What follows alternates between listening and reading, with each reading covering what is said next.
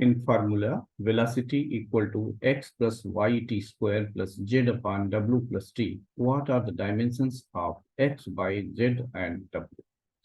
So velocity equal to x plus yt square plus z upon w plus t.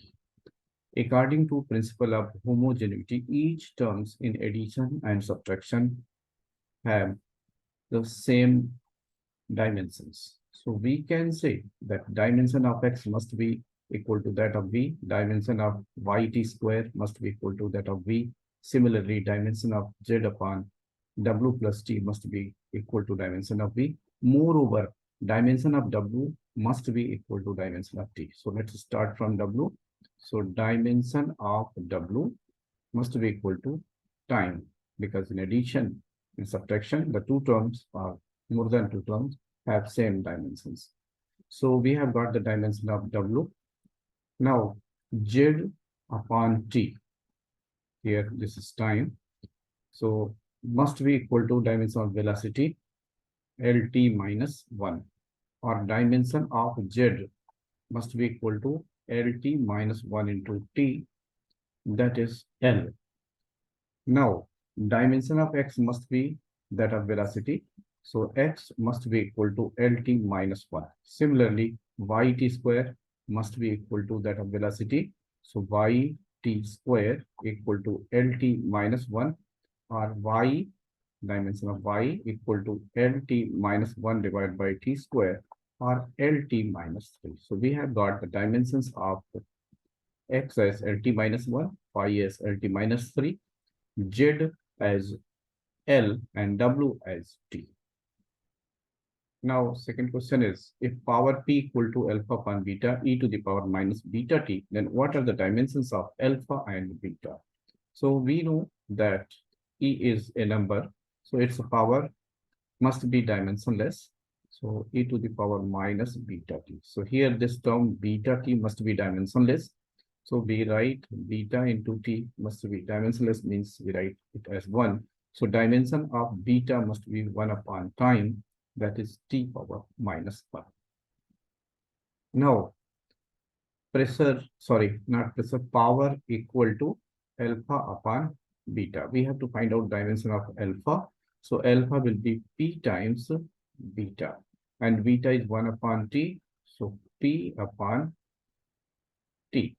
And the power is work upon time. So work divided by time, and this time will get squared. Work is force into displacement. So this will become force into displacement divided by time square. Force is mlt power minus 2 times displacement is L divided by t square. So this will become ml square t power minus 4. So we have got the values of alpha and beta as alpha equal to ml square t power minus 4 and beta equal to t power minus 1.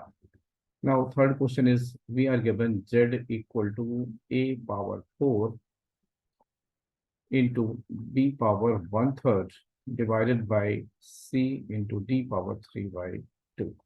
Percentage errors in ABCD are 0.4%, 0.2%, 0.3%, and 0.1%. So we have to find out the relative error. So first we will evaluate it in terms of percentage, then we will write its normal value.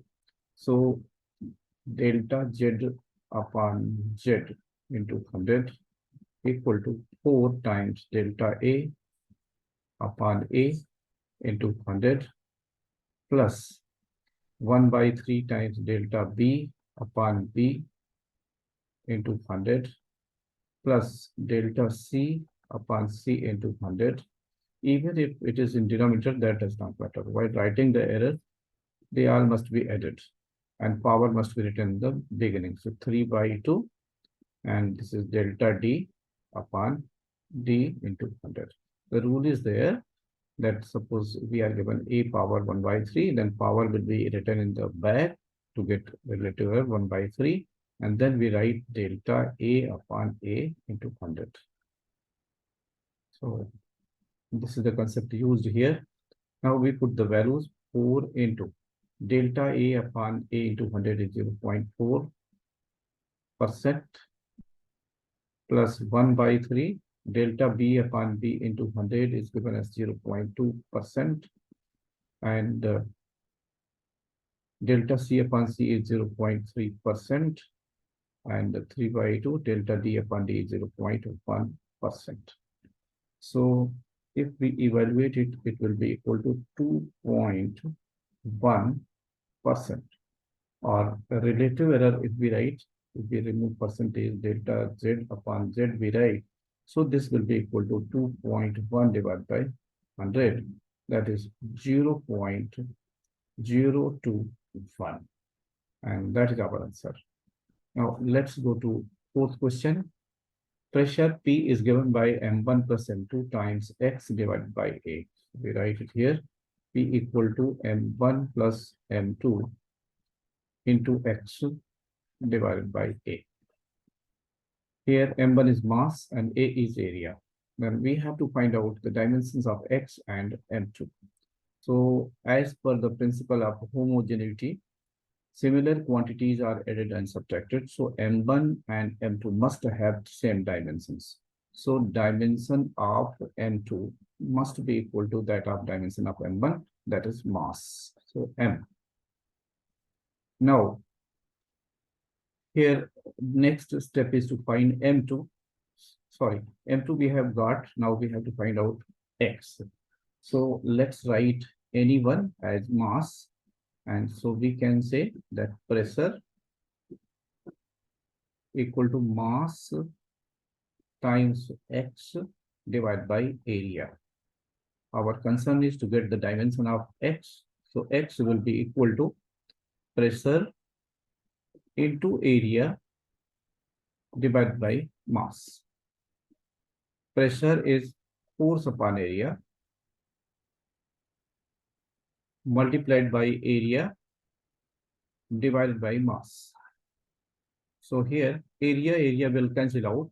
Force is mass into acceleration. So mass into acceleration divided by mass. So mass will also cancel out. So we will be left with acceleration. So we can say dimension of X is equal to LT minus 2. And that is our answer. Thank you for watching.